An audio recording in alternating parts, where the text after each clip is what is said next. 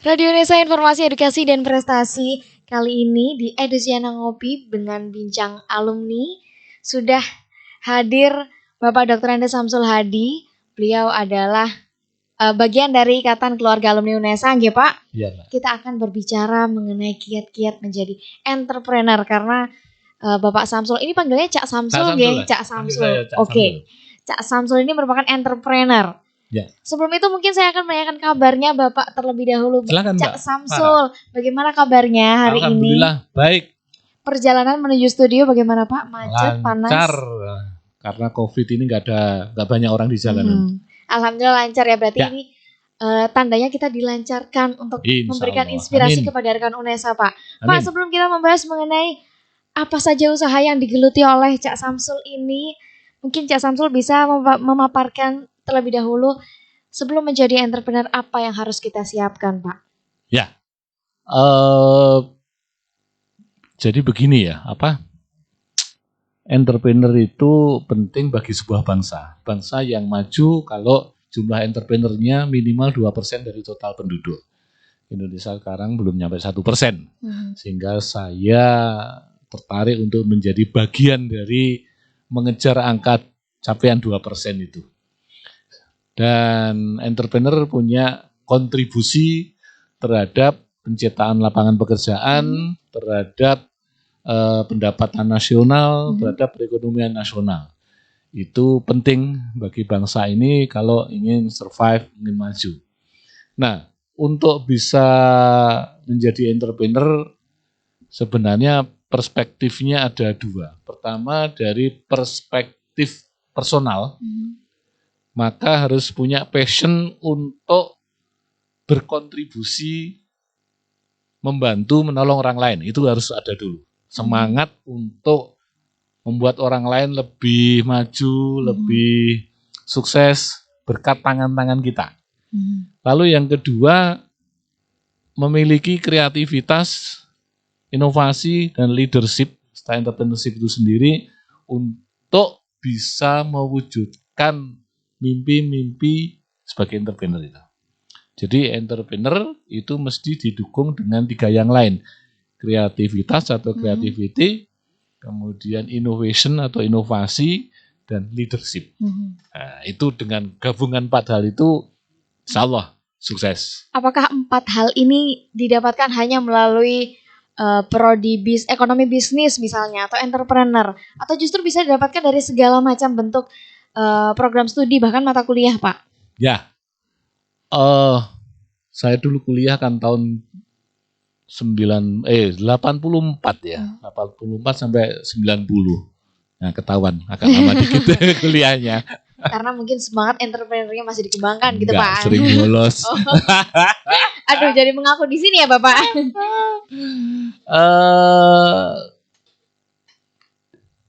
Bahwa entrepreneurship itu kan sikap.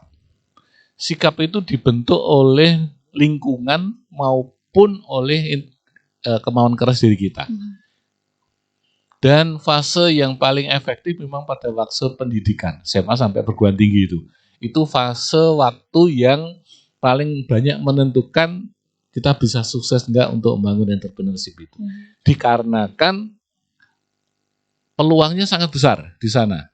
Baik yang melalui pendidikan formal, kuliah itu, maupun yang pendidikan informal, kegiatan ekstra, kegiatan kemahasiswaan, kemudian kegiatan ilmiah, macam-macam. Itu semua bisa berkontribusi.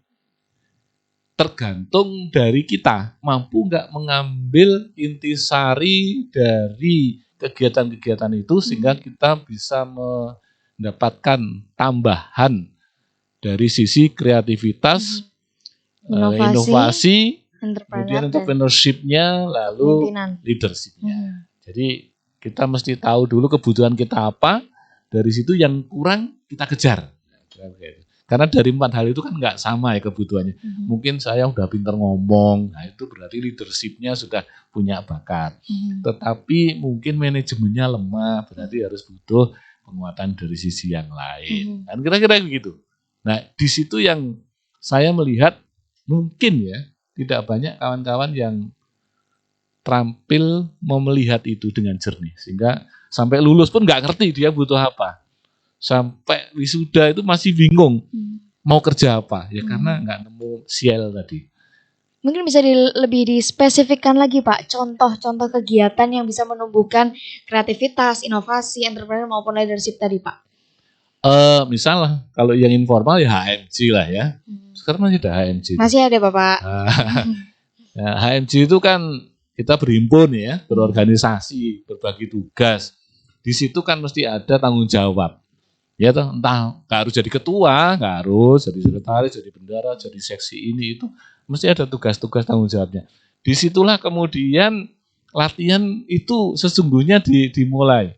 Kalau kita punya komitmen terhadap tugas itu, disiplin melaksanakannya, kemudian melakukan itu dengan target sempurna lah, dalam arti ya acak-acakan gitu ya. Maka disitulah akan menjadi habit kita, kebiasaan kita. Kalau itu sukses, maka nanti saat kita bekerja, kita udah nggak ada masalah dengan lingkungan kerja kantor kita, karena kita udah terbiasa dengan kerja serius. Kita sudah terbiasa teamwork, bagi tugas. Kita terbiasa mendengar perintah orang lain dan memberi perintah pada orang lain juga. Kita terbiasa melakukan itu. Misalnya nih Pak, ada seseorang yang dia tidak tertarik sama sekali untuk bergabung di organisasi, tapi dia ingin memiliki 4 skill tadi, memiliki kreativitas, inovasi, dan juga entrepreneur serta leadership tadi. Jika hanya melalui perkuliahan, pendidikan formal biasa, apakah bisa Pak? Saya rasa kurang optimal. Karena mata perkuliahan ya, setahu saya relatif lebih banyak porsi transfer knowledge-nya. Ya. Sehingga kita lebih banyak sibuk baca referensi, baca buku, kita sibuk dengerin dosen menjelaskan dari sisi knowledge-nya.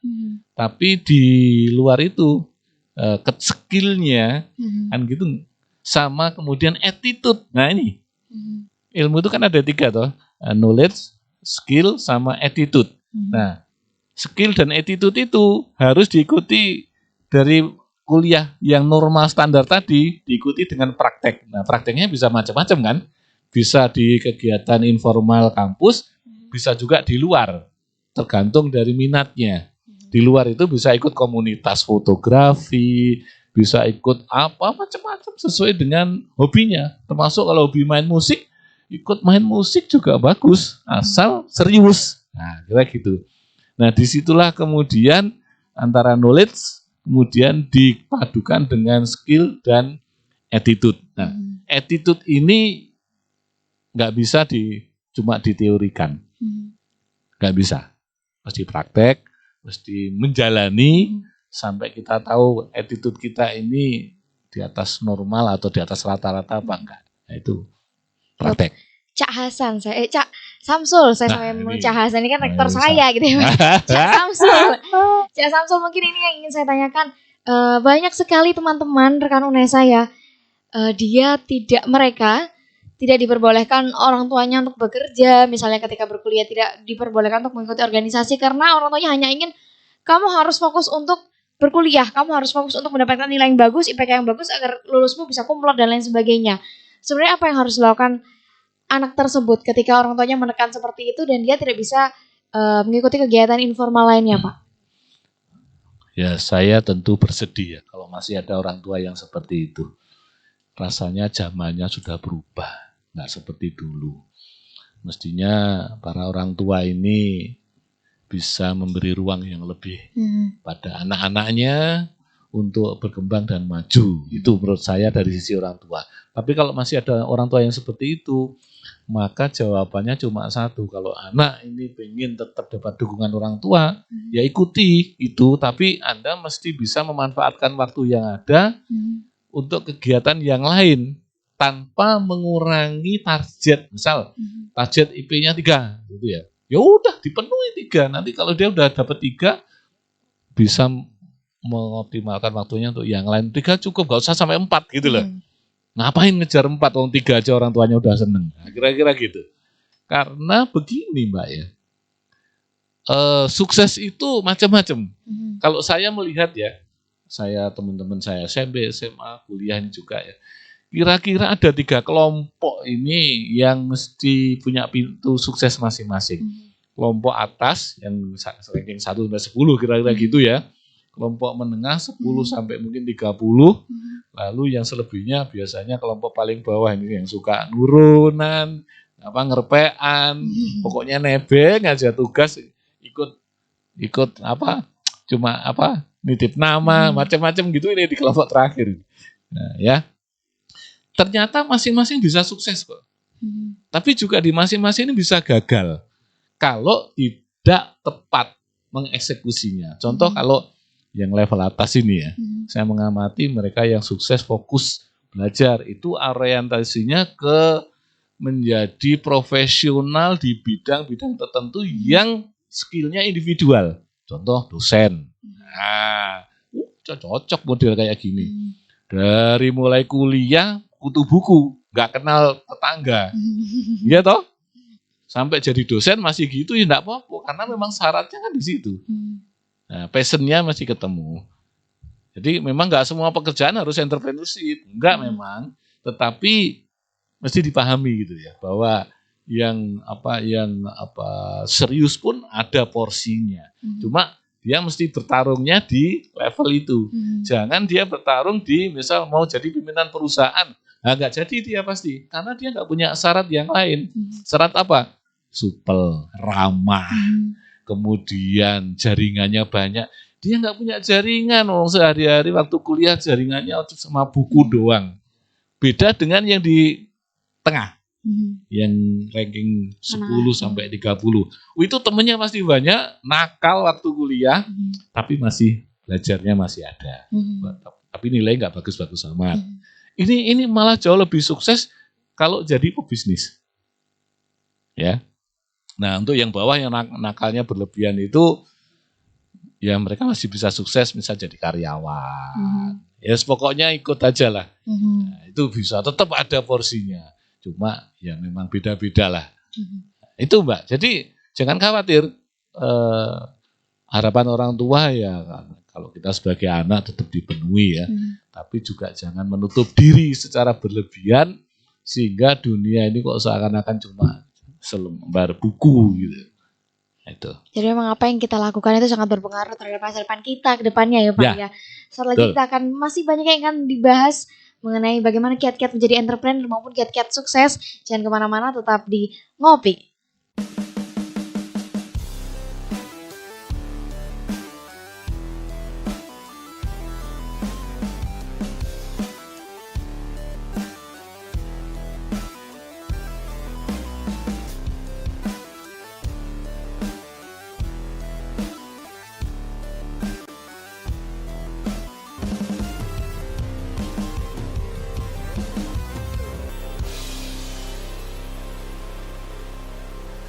Radio Unesa.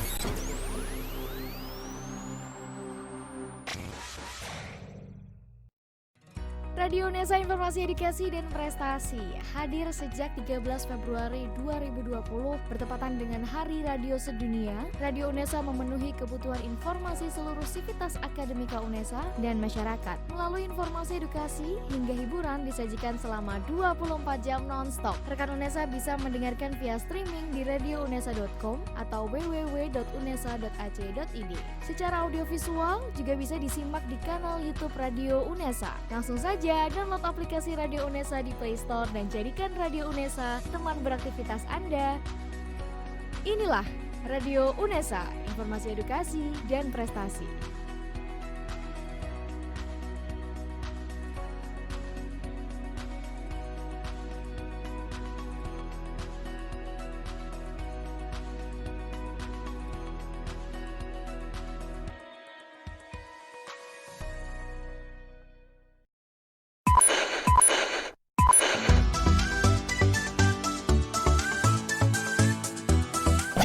Radio Unesa.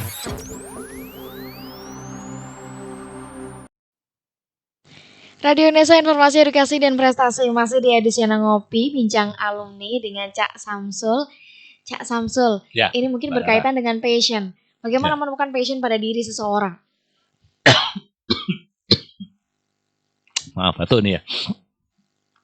Passion itu tiap orang pasti punya. Cuma yang sering kali kita kesulitan mengidentifikasi kita ini passionnya di bidang apa. Karena memang dipengaruhi oleh tipe orang ya. Extrovert atau introvert itu juga sangat berpengaruh. Nah, orang yang terbuka itu gampang menemukan passionnya. Tapi orang tertutup, jangan ngomong aja susah. Sehingga harus ditarik-tarik, diajak-ajak macam-macam itu.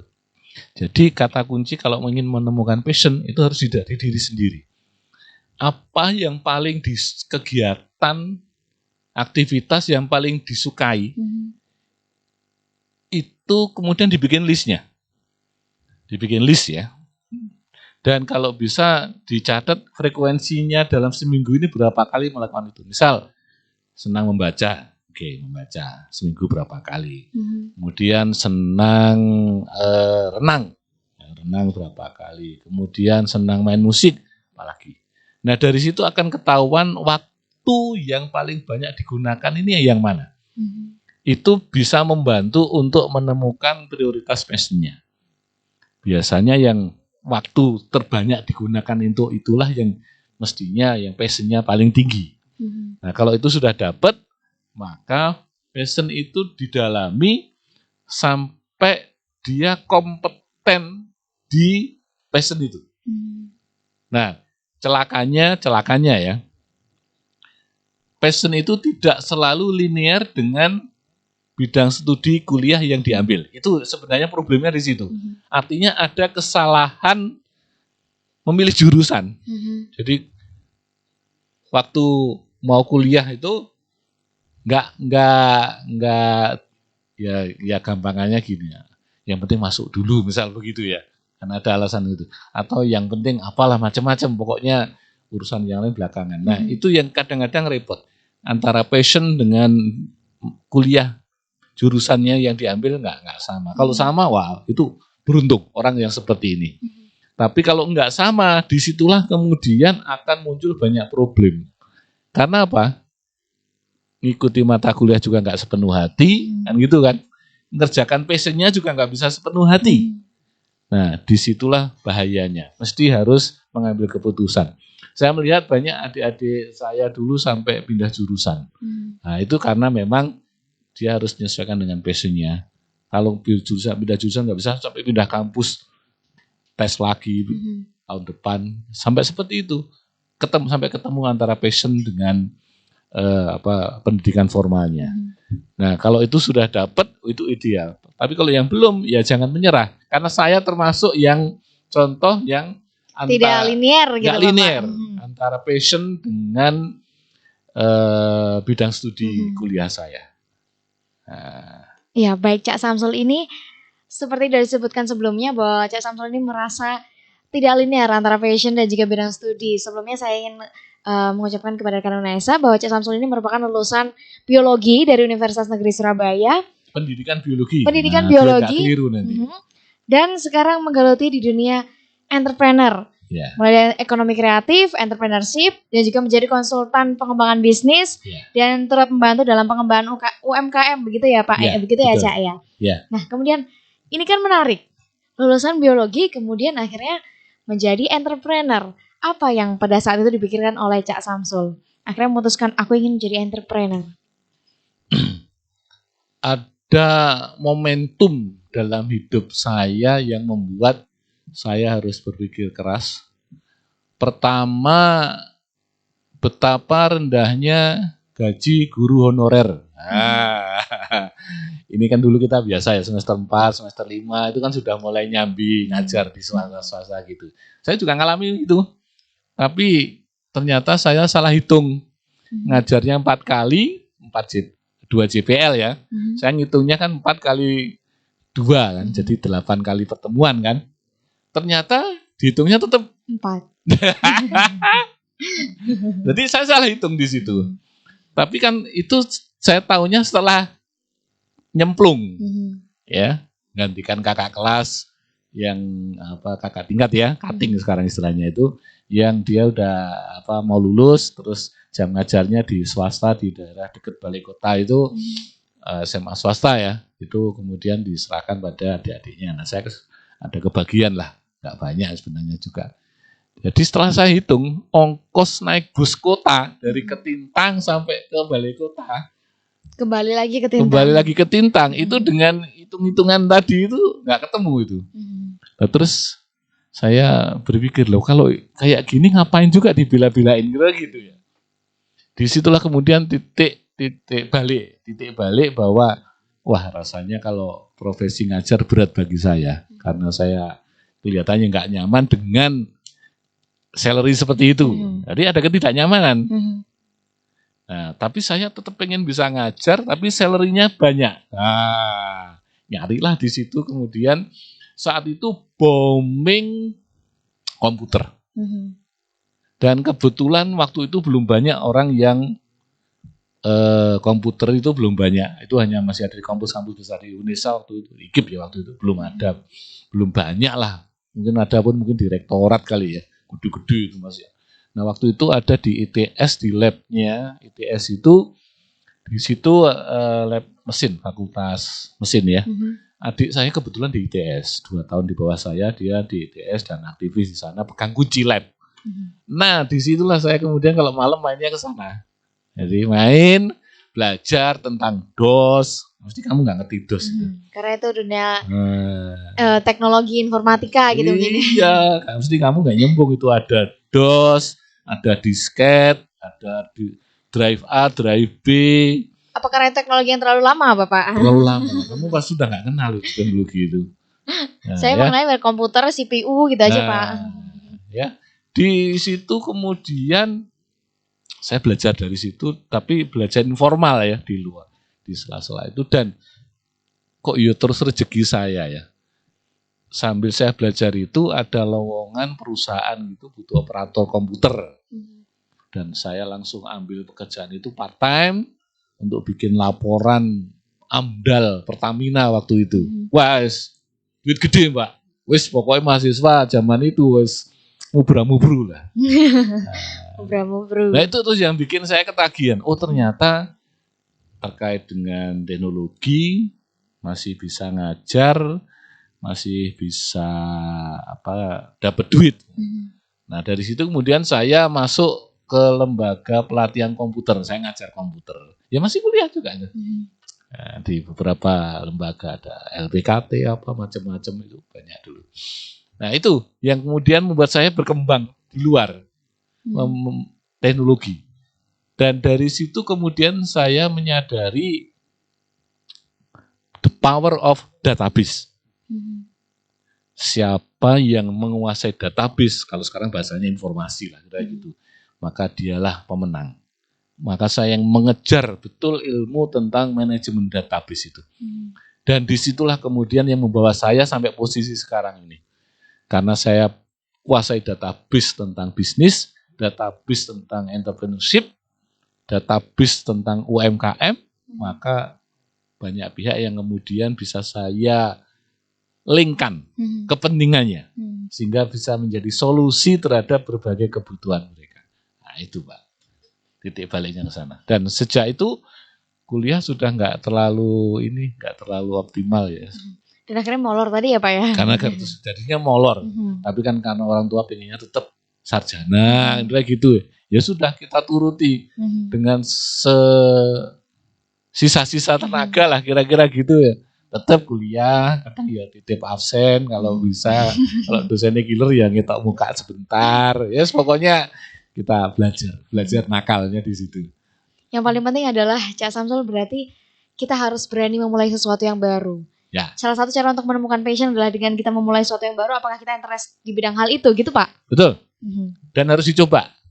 Jadi nggak bisa cuma saya pengen ini, saya pengen itu, tapi ya cuma diomongin doang, cuma pengen tanpa ada actionnya. Action itu yang paling penting. Berarti nggak bisa ya kita bilang saya nggak cocok dengan salarinya, sedangkan saya belum mencoba. Nah, nggak bisa. Nggak bisa. Okay. Harus dicoba. Biar tahu kalau 4 JPL itu ngitungnya gini caranya. Saya nggak tahu. Sekarang udah berubah belum itu cara ngitung? Saya juga tidak tahu, kebetulan saya ilmu murni Cak Hasan. Cak Samsul. Saya nggak Samsul. tahu apakah saya yang bodoh atau orang lain ini yang ngitungnya nggak pinter gitu. Pokoknya salah menurut saya cara ngitung. Artinya orang ngajar itu dihitung honornya JPL-nya, bukan berapa kalinya gitu. Jadi, Tapi akhirnya yang dihitung malah berapa kali datang gitu ya, Cak ya. harusnya begitu kan? Kalau itu enggak. Jadi misal 2 JPL, saya ngajar 2 JPL, 2 mata apa mata pelajaran ya. 2 jam pelajaran. Terus 2 JPL itu tiap minggu kan, berarti sebulan kan datanya kan sekali, kemudian 4 kali kan selama 4 minggu. Saya ngitungnya kan 4 kali. Mereka ngitungnya enggak, yang ngitungnya 2 JPL doang itu. Enggak dikalikan berapa minggunya itu. Waduh, rugi saya. Akhirnya beralihlah ke teknologi tadi, informasi Ya. tadi ya. Betul, saya harus mencari yang ilmu yang di situ punya nilai tambah dan ternyata pilihan saya tepat. Saya bekerja keras, belajar untuk itu. Dan saya belajar untuk itu tidak hanya di Surabaya, sampai ke Jakarta, bahkan sampai ke Australia. Saya belajar tentang teknologi itu. Akhirnya memutuskan untuk menjadi entrepreneur. Apa yang difikirkan Cak Samsul? Awalnya belajar manajemen database, akhirnya memutuskan untuk menjadi entrepreneur. Saya pertama kan memang ikut orang ya, beberapa kali ikut perusahaan. Perusahaannya macam-macam, mulai perusahaan yang kecil-kecil gitu, sampai yang terakhir saya menjadi konsultan IT Telkom. Nah, Anda pasti heran ini. Orang biologi kok Jadi konsultan IT Telkom. Dan itu ngantornya ketintang itu. Di lantai 3 gedung yang tinggi itu. Saya kalau lihat ke bawah loh, itu dulu kampus saya gitu. Ya, itu seneng saya kalau lihat itu.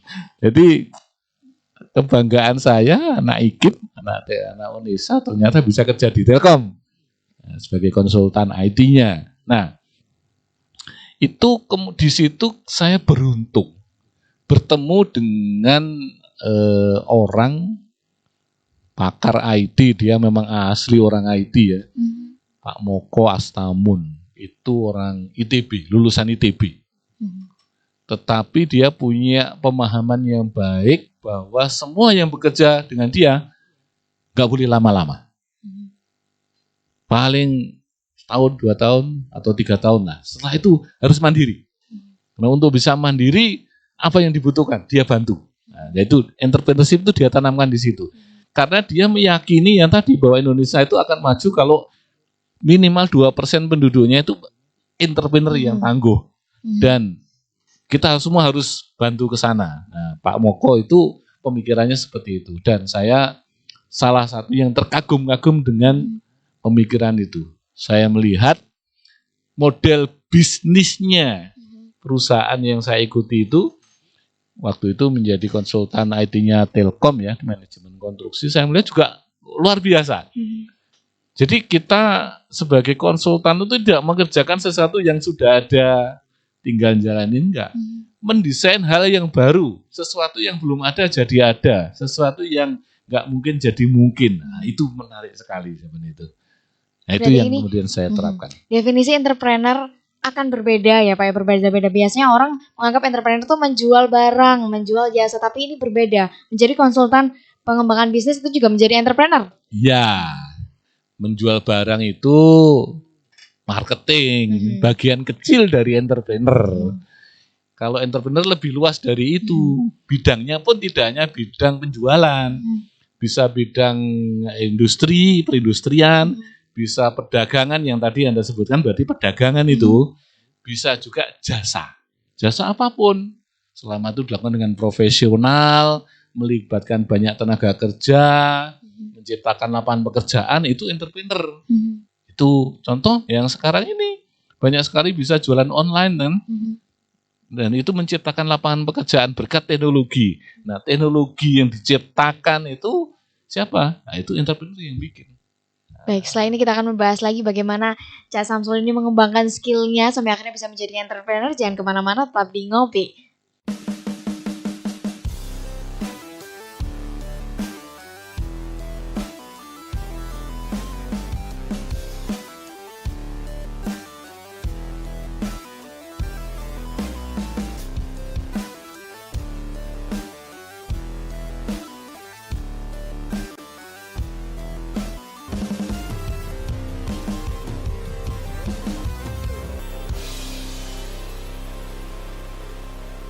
Radio Unesa.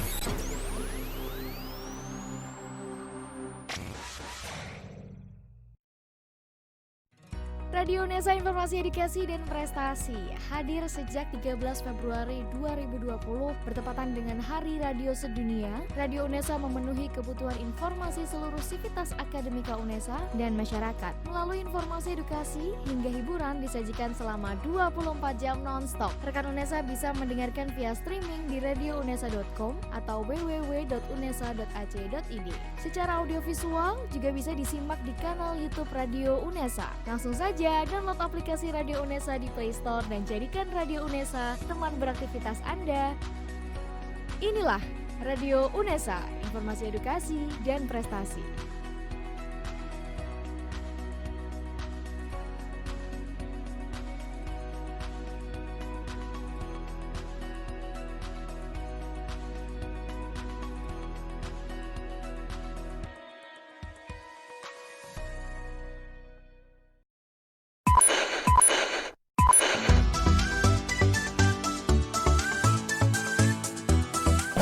Radio Unesa.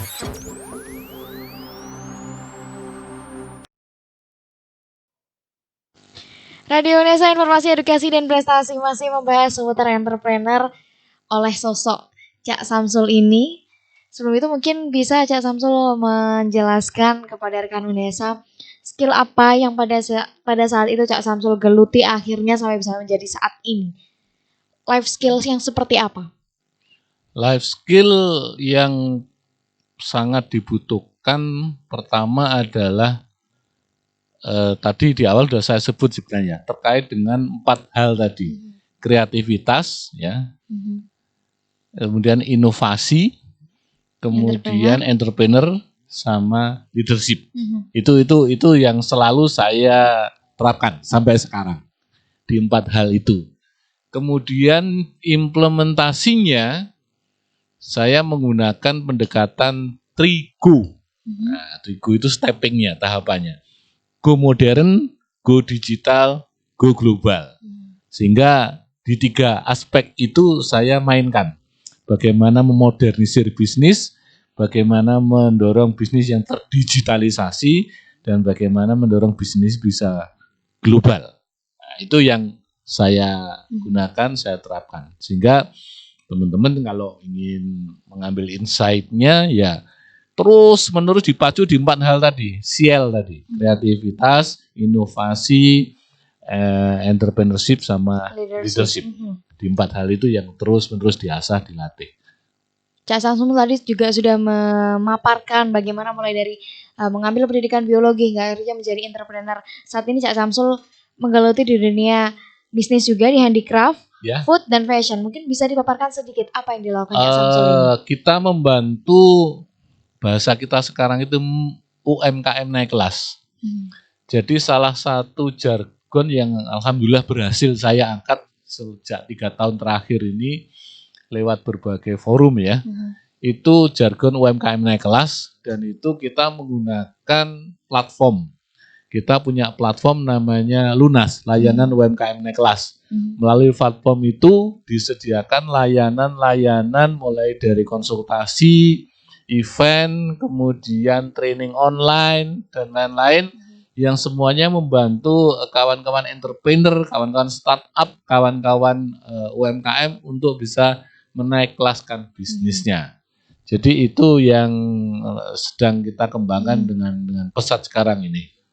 Berarti karena startup memang lagi booming-boomingnya saat ini sampai akhirnya Cak Samsul mengembangkan platform Lunas ini untuk membantu masyarakat mengembangkan bisnisnya, mengembangkan UMKM-nya begitu. Ya, selain juga untuk meluruskan persepsi ya, yang saya rasa di sebagian masyarakat juga kurang pas, yang selama ini kalau bicara startup itu dibatasi di yang di IT gitu. Nah, kita enggak ini, kita buka yang lebih luas dari itu. Startup yang di pertanian, startup yang di fashion, startup yang di kerajinan itu pun juga kita angkat dengan pendekatan kekinian itu melalui 3GO tadi, go modern, go digital, go global. Jadi digitalisasi itu bagian dari go modern, go digital, go global. Juga cukup cuma dengan IT. Enggak. Dari sekian macam pengalaman dan juga pencapaian dari Cak Samsul sendiri, sebenarnya cita-cita dari Cak Samsul dulu itu apa? Cita-cita kayak enggak, kita ini termasuk enggak pinter ya merumuskan cita-cita. Standar aja sebenarnya menjadi orang yang bermanfaat. Itu standar. Tapi kalau mau lebih spesifik, saya ingin menjadi orang terbaik di bidang yang saya tekuni. Dan insya Allah untuk bidang business development service, saya sudah mencapai posisi itu. Saya pionir, saya penggerak, saya penggagas gerakan business development service di Indonesia. Mulai tahun 90-an, 95 dan terusnya sampai sekarang. Melalui berbagai bentuk aktivitas saya, baik lewat perusahaan, lewat asosiasi, lewat komunitas, lewat advokasi kebijakan, termasuk yang terakhir ini kebijakan terkait cipta kerja, itu saya berkontribusi di sebagian yang terkait UMKM-nya, di klaster UMKM, mulai pasal 92 sampai 100 berapa itu tentang database tunggal, tentang usaha mikro menjadi usaha kecil dan terusnya. Saya berkontribusi di proses-proses itu. Dan saya merasa tentu ini masih banyak yang belum selesai. Masih banyak tantangannya, apalagi karena pandemi COVID ini kan akselerasi perekonomian nasional kan turunnya drastis. Ini harus ngangkat kembali, ini butuh kerja keras semua pihak. Nah, saya masih berharap punya waktu, punya kesempatan berkontribusi terhadap ide-ide kreatif sehingga UMKM Indonesia itu tidak lagi dipandang sebelah mata oleh masyarakat dunia. Dan insya Allah sekarang sudah mulai ke arah sana. Posisi hari ini sekedar supaya teman-teman bersemangat ya. 3 tahun terakhir ini saya menggandeng saya digandeng lah. Ya, atau dia saling menggandeng dengan Pak Hermawan Kartajaya. Pak Hermawan Kartajaya ini guru besar marketing. Beliau kemudian ngajak saya mengembangkan ICSB, International Council for Small Business. Dan hari ini posisi Indonesia menjadi motor gerak UMKM di tingkat Asia, bareng dengan Korea Selatan.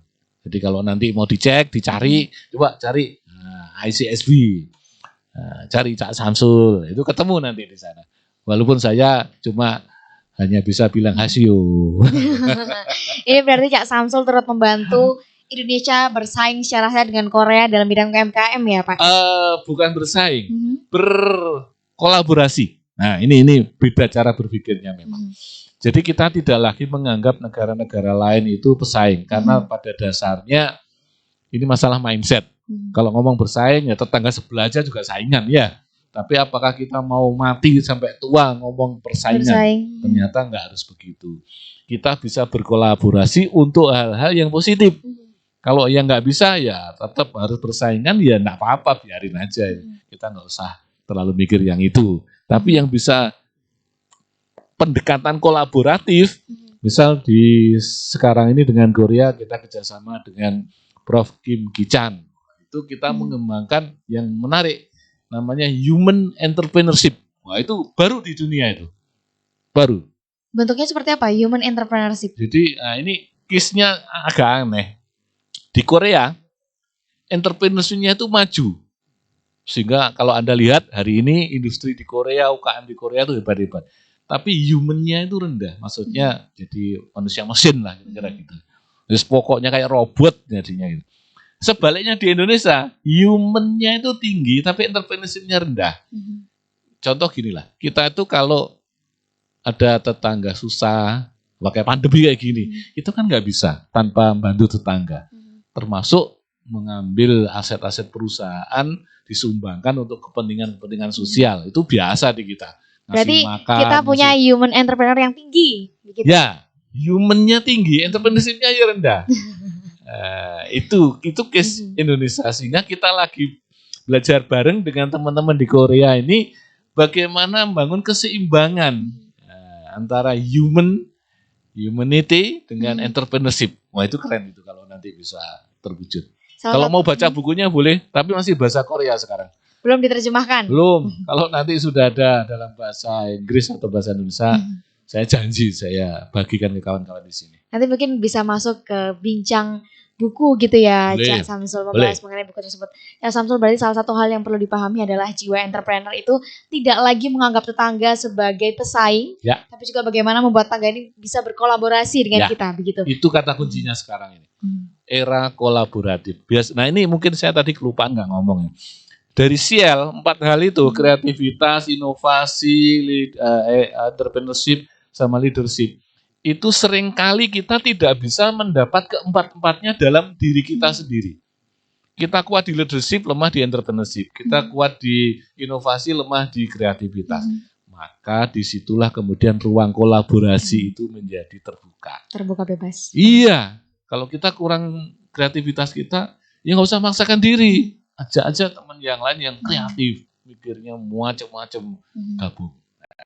Tinggal diatur aja.